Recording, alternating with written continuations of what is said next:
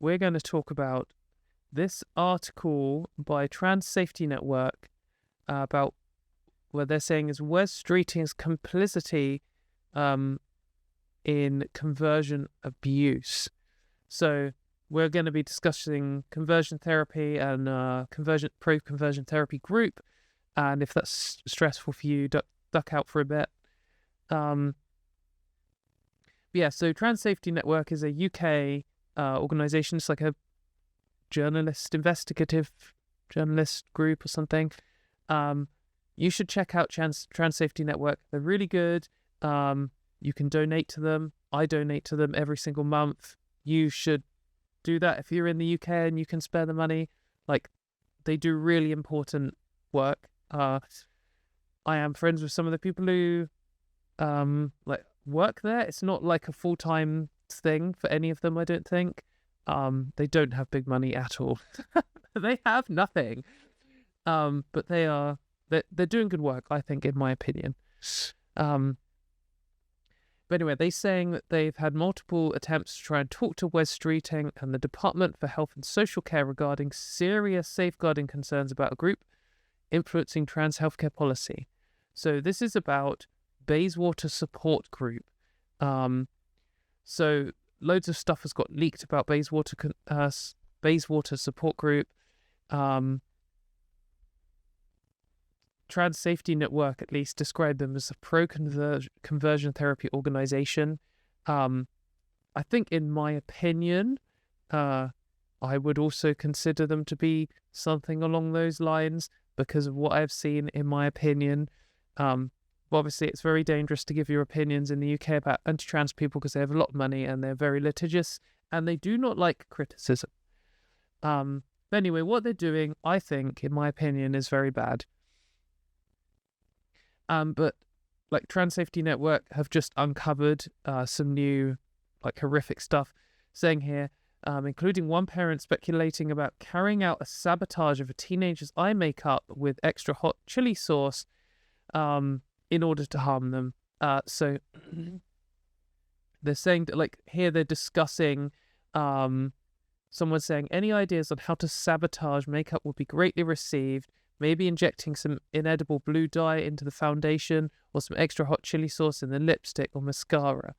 So they're all discussing ways in which they're harming their trans children and basically trying to abuse them and pressure them into detransitioning. The reason why most people would describe the reason why I think most people would describe this as a pro-conversion therapy group is because the explicit objective of all of these people is to force their children to detransition. That's why they're here. That's all they talk about. That's what the group is there for. It's the support group for people who have trans children who don't want trans children. That's what it exists for. So here they're discussing about these things they're saying, my son, so obviously my daughter's bras have had a small accident along with her tights and somehow ended up at the bin. Mine, a few items had awful accidents in a washing machine.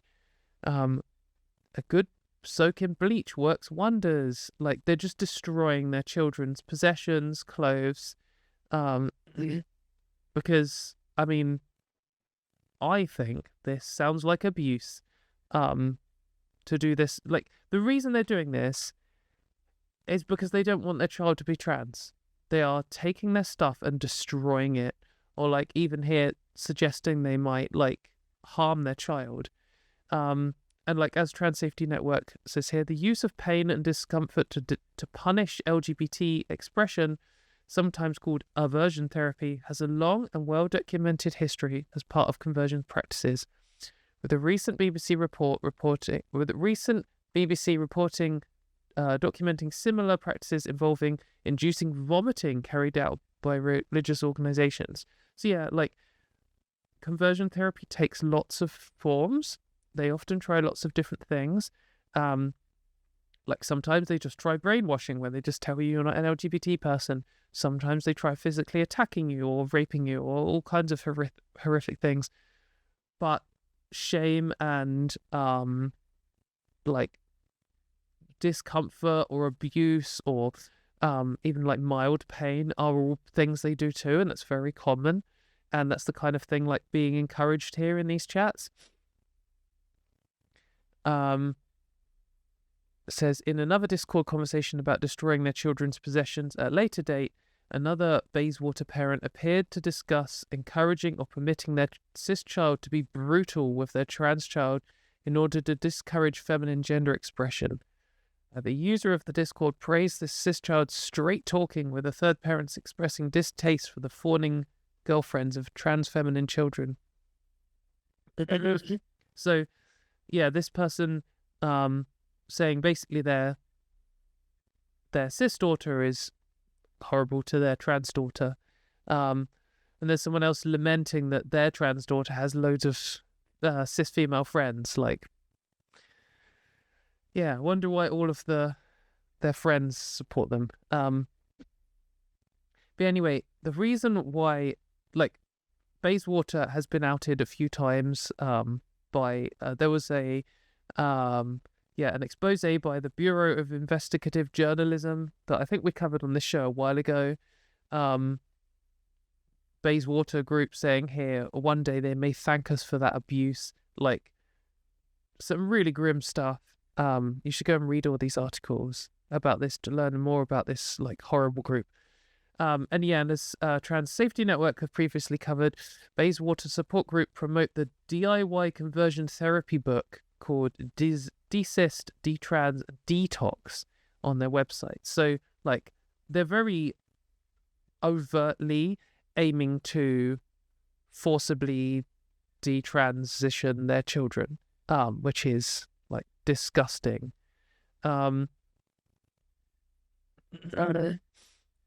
Like, horrific. But why this is relevant is there's a few of these, like, gender critical conversion therapy groups that exist. SEGM and GenSpect, and there's a bunch of them. But this one in the UK has the ear of Wes Streeting. So I think it says here, what? I think I saw this. No, okay. Sorry. Let's just play this. So it says, despite evidence of harmful practices by the group, Bayswater have been allowed to influence trans healthcare policy. Like, this is terrifying. These people hate their own children so much that they are, like, threatening to put chili sauce in their eye makeup and are taking their possessions and destroying them, and are, like, trying to encourage their other children to be abusive towards them in order to force them to detransition, purely because they are disgusted by the idea of having a trans kid, and they are influencing trans healthcare policy. Why the fuck are they involved? They've met with Wes Streeting, who has expressed sympathy for the group on multiple occasions, both in his previous role as Shadow Health Secretary and now as Government Minister. This was searching for 8. Bayswater Support Group were one of 8 anti-trans organisations invited to take part in a targeted government consultation on puberty blockers. Why do these people get any say in it at all? They hate their own kids. And they've been cited in training delivered to NHS clinicians and quoted in the BBC reporting on trans healthcare issues. This is like a horrific, extreme, hateful group of people who are harmful towards their own children. And in my opinion, I think, joking or otherwise, actually planning maybe to harm your children because they're trans is bad.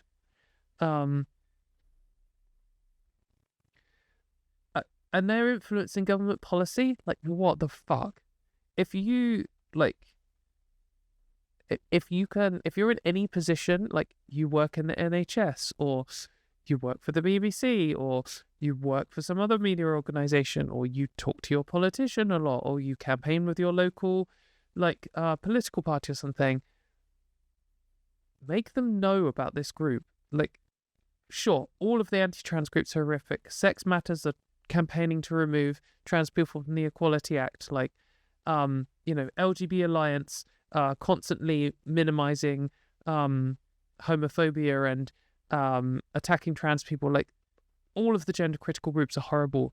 But this one, where it's just a bunch of parents who hate their children getting together to talk about how to harm their child to the point where they hope that they might give up on who they are, it's just so dark and so grim. And it's exactly why we need a ban on conversion therapy. Like, this group is overtly opposed to a ban on conversion therapy, and they know why.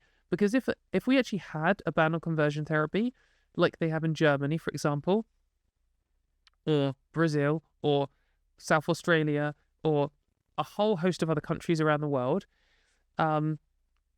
these people would be in danger of breaking the law. I mean, lots of them would have broken the law.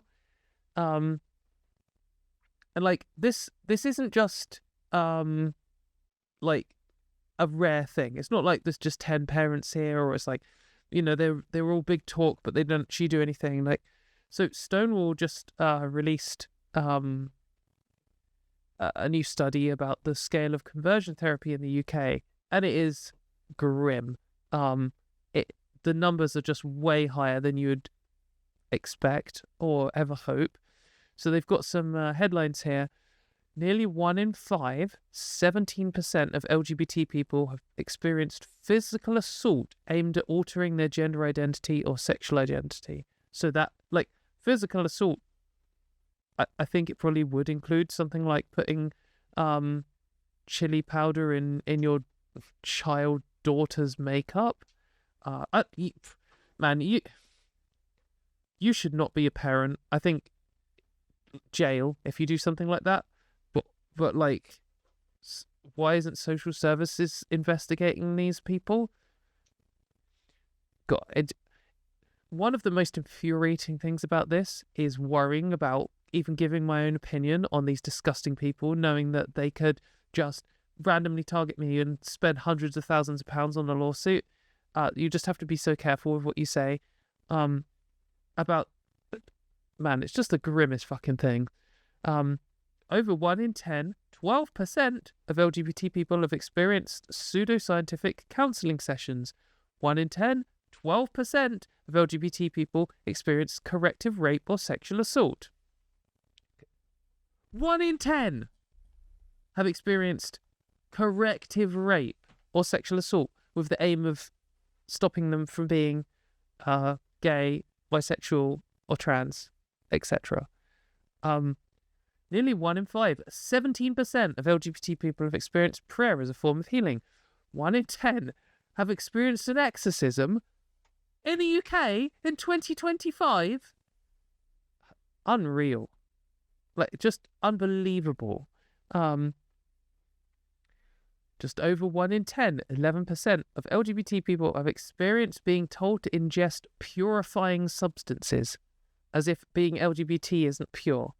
It's a whole lot more pure than being an anti-LGBT fucking extremist wacko. 15% of LGBT people have been threatened with homelessness in an attempt to change/alter their sexual orientation or gender identity. This is exactly the kind of thing that I personally, in my opinion, would expect from some kind of hate group that might be like something like you might expect from something like Bayswater Support Group. You see gender critical people talking about this kind of stuff all the time, saying how, no son of mine will be kicked out of the house. If a child of mine did anything like this, they would be homeless. Like, there's a reason that LGBT people's rate of homelessness is so much higher. Earlier in a previous episode, if you're watching this back later or early in the stream, we covered the Spanish member of parliament who gave a good speech, and she said that, she was kicked out of her house when she came out as trans. It's so common.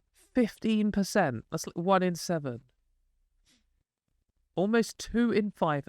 38% of trans and non-binary people have experienced physical assault to change or alter their sexual orientation or gender identity. The same proportion of trans and non-binary people, 38%, have experienced family, social, or community exclusion to change or alter their sexual identity or sexual orientation or gender identity.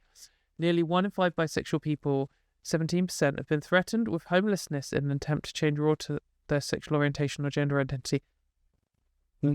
Conversion therapy in the UK is alive and well. Like, what the gender criticals, one of their arguments, they argue all these like mutually exclusive positions simultaneously. They'll be like, conversion therapy isn't real, it doesn't even happen, but even if it does happen, it's actually good, and we shouldn't be banning it because what we're doing might be caught up by the ban, but we're not doing it. But no one does it anyway, but also we want to be able to do it. Like, one of the things they do argue is that no one in the UK experiences conversion therapy. Like, it's a thing of the past. No one does that anymore. Yet here we are with all of these numbers being above 10%. 10% is a lot of people. How many LGBT people are there in the UK? A lot. 10% of them have experienced something like this. Like, I just can't get over this one. Over 1 in 10 LGBT people have experienced corrective rape or sexual assault. That is horrific. Corrective rape is where someone, a transphobic or homophobic person, a gender critical or pro-family person thinks that by forcing sex on you, it will cure you of being LGBT. I've met people who have experienced this, and it is so grim, so horrible. Over 1 in 10. Sorry, I just can't get over it. And you know, even the Conservatives said they were going to ban conversion therapy, and then obviously they didn't. And Labour have been dragging their heels on this for ages. Why wasn't it the first thing they did when they got into power? Or at least one of the first things? You know, if they need to do the economy, whatever, why couldn't this be the second thing they did? One of the first things they did was ban healthcare for trans children. And then what? Open a load of conversion therapy centres. Like, Wes Streeting, he's fighting against a conversion therapy ban. He's meeting up with people who, in my opinion, are pro-conversion therapy, expressing sympathy for them. He's taking healthcare away from children, denying the science around healthcare for trans children, refusing to meet with them, basically just spitting on them. Like, he hates trans children. He's obviously got some gender critical leaning and wants to cause them harm, and believes that these horrific parents who want to destroy their children's possessions and physically harm them just because they're born different, like, he sympathises with that. And the reality is, how are we ever going to get a conversion therapy ban when the person in charge of the health secretary is pro-conversion therapy, in my opinion? It's just so grim. Like, it's so frustrating that we just lived through fucking 14 years of a government that every single day got further and further right-wing, more and more anti-LGBT, and finally we get the centre-left party in, and without missing a beat, they just literally just pick up exactly where they were and carry on doing the exact same things. Like, Wes Streeting is such a piece of shit. My God, I hate him so much. He's just such a evil person to be sympathising with these horrible people who hate their own children. I'm going off too much on this. We need to change the subject. Anyway, you should know about Bayswater Support Group. It's a very Sex Matters and LGBT Alliance have named themselves in a way to attract attention. And if you're watching this channel, you've probably heard of both of those groups. You probably haven't heard of Bayswater, and you should, because they are influencing our rights and our futures, and they hate you.